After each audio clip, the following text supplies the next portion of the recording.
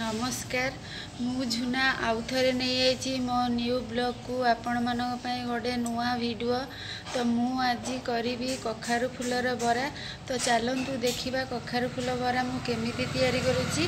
आम बाड़ी रे कखारु गछ होइतिला तो से 8टा मात्र कखारु फूल बाहरिला।